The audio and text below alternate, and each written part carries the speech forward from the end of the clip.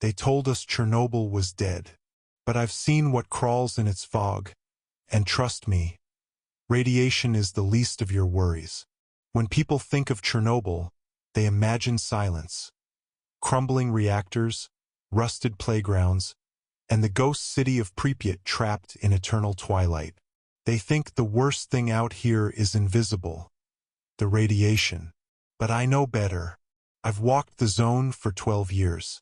I've seen what the Geiger counters can't detect, what moves when the fog rolls in, and what stares back through broken windows long after the living left. My name is Ivan Kovalev. I'm a zone guardian. My job isn't just to keep people out, it's to keep something else in. The official title is Containment Officer, Level 4. That sounds clinical, bureaucratic, harmless. It doesn't capture the nights we wake to distant howling, or the mornings when the trees rearrange themselves.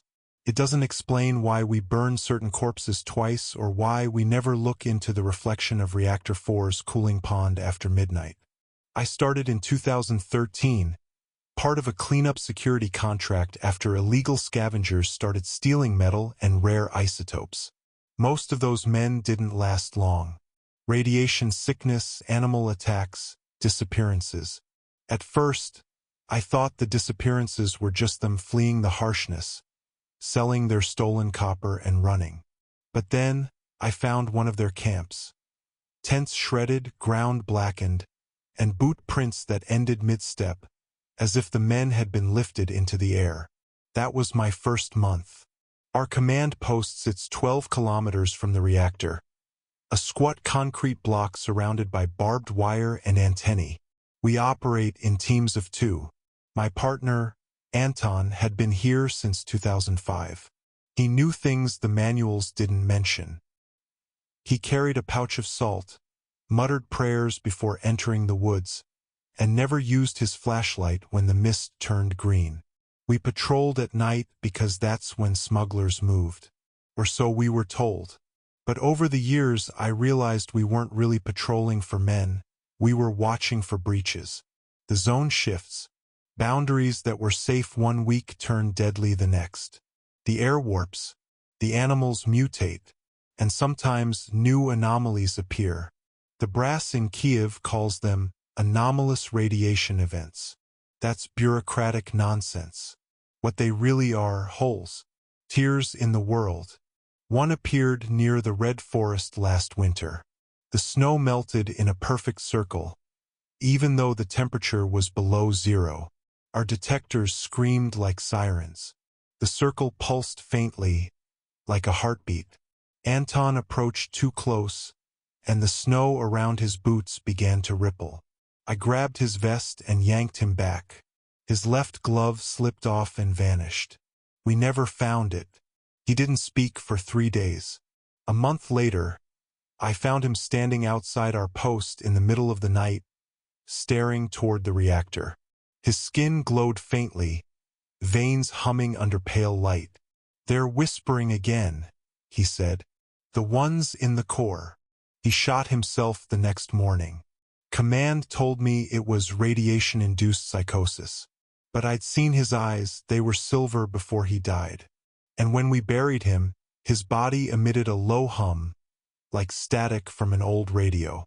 After that, I stopped asking questions. The zone has rules, unwritten ones. Never walk alone. Never follow the voices. Never trust your compass past the sarcophagus. Those who break them don't die. They change. 2 years ago, we caught a man wandering near the Jupiter plant. He wasn't one of ours.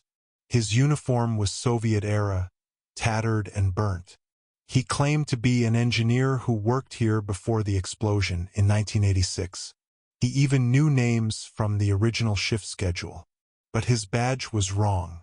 His eyes were milk white and he didn't blink. We detained him. 3 days later, his cell was empty. The cameras showed nothing except a flicker of static, and then he was gone. The next morning, we found his uniform neatly folded on the roof, still warm. Since then, I've wondered if the zone is trying to rebuild what it lost. Pieces of people, echoes, fragments replayed over and over. Sometimes I hear laughter from Pripyat's Ferris wheel, faint and childlike. There are no children here, only echoes.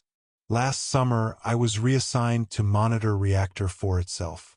The old sarcophagus had been replaced with the new safe confinement, a massive steel dome meant to contain radiation for a century. They told us everything inside was sealed, dead, inert, safe. That's a lie. Inside, the air vibrates. The dosimeter spikes and drops unpredictably, like something breathing beneath the rubble. The walls hum faintly. If you stand still long enough, you can hear what sounds like footsteps echoing deep below. No rats live there. Nothing does. A week after my reassignment, I noticed faint lights moving inside the dome at night. Pale blue glows that slithered across the reactor floor. I assumed it was Cherenkov radiation or electrical discharge. But one night, one of those lights looked back. I don't mean metaphorically.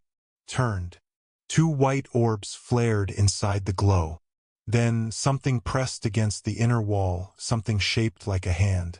5 long fingers, skeletal but fluid, left a faint trail of frost as it slid down the metal. I radioed it in. Command told me it was condensation. Condensation doesn't have fingernails. The next morning, the wall was clean, no trace. But my boots left frost when I walked. That was when I started keeping a journal.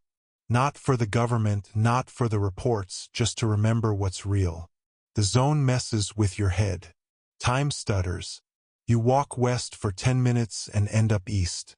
Once, I saw the same flock of crows circle for an entire hour, never landing, never tiring.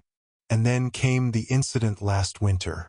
We received a distress beacon from Checkpoint 17 near the Pripyat River. The team there, 2 men, Sergei and Malinov, stopped responding. I went with a 3-man unit.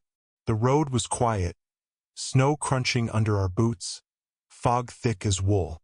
When we reached the post, both floodlights were on, but the cabin was empty. On the table, a pot of tea still steamed. Sergei's rifle leaned against the wall. Malinov's boots were by the door, one laced, one not. We checked the perimeter, no tracks, no struggle, nothing. Then we heard it. A faint humming from the riverbank. We followed the sound, our Geiger counters ticking wildly. The ice near the edge pulsed with faint blue veins, light running through it like circuitry. And beneath the ice we saw them, 2 faces, pale, wide-eyed, mouths open in silent screams. Sergei and Malinov. The light faded. The ice cracked. The faces vanished. That's when I realized the zone isn't spreading. It's evolving. It's learning to mimic. We sealed off the sector. Command classified it as subsurface contamination. I call it hunger. Since then, I've noticed the pattern. Every time someone disappears, the zone grows a little quieter, as if it's digesting. Birds stop chirping. The wind stops howling. And the fog thickens, pressing closer, like it's listening. A month ago, I found something new. Near the reactor perimeter, I noticed a line of footprints, barefoot, small, child-sized. They led straight into a collapsed tunnel. I followed them 30 meters before my dosimeter maxed out. Then I heard laughter again, soft and familiar. It was my daughter's laugh. She died in 2011. I dropped my rifle and ran out of there. For the first time in years, I was afraid, not of what I'd see, but of what I might believe. The zone preys on memory. It knows what you miss, what you regret, what you'd give anything to see again. It whispers promises through static. That's how it draws you in. But I'm not leaving. Someone has to stay. They've built new fences, new checkpoints, even drones. But none of that matters. The radiation is stable. The contamination is mapped. Yet the thing inside, that's growing. It's no longer content to haunt the ruins. It's reaching. 2 nights ago, I saw the lights again, but not inside the dome. outside moving across the tree line. Shapes gliding, flickering, half solid. I raised my scope. Through the glass, I saw faces. Too many faces. Merging and splitting, eyes like embers. They weren't ghosts. They were us. Copies. The zone learning to imitate life. I radioed command again. They told me to stand down. They said they'd handle it. But they won't. They don't understand. You can't handle something that isn't bound by time or form. I think the explosion in 1986 didn't just release radiation. Tore something open. Something that shouldn't exist here. And now the zone isn't a wound. It's a mouth. I sleep in short bursts now, rifle across my lap. The lights in the forest flicker like stars underwater. The hum beneath the ground grows louder each night. Sometimes I hear Anton's voice over the radio, even though his transmitter was destroyed. He says the same thing every time. It's awake. I don't know what that means. Maybe it's the core. Maybe it's something beneath the core. Whatever it is, it's stirring. The ground vibrates like a pulse. The animals have fled. Even the wind avoids the area now. They'll send replacements soon. Fresh faces, confident, armed, unaware. They'll laugh at the old stories. They'll think it's all folklore.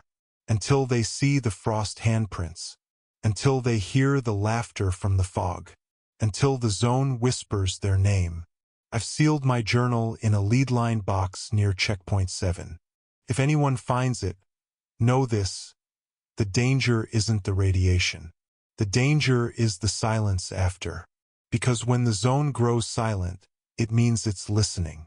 And when it listens long enough, it answers. If you ever find yourself near Chernobyl, stay out of the mist. Don't touch the metal that hums. Don't follow the voices. And if you see lights moving beneath the dome, don't look back. I protect the zone not to keep you out, but to keep it in. But lately, I think it's getting stronger. The fences rust faster. The cameras flicker. And sometimes, when I wake in the dark, I feel a faint warmth in my chest, like something glowing beneath my skin. Maybe it's radiation. Maybe it's the zone marking me as one of its own. Either way, it doesn't matter. I swore to protect this place. I'll die here if I have to, because if the zone ever breaks free, Chernobyl won't just be a disaster. It'll be a beginning, and the world won't be ready for what crawls out.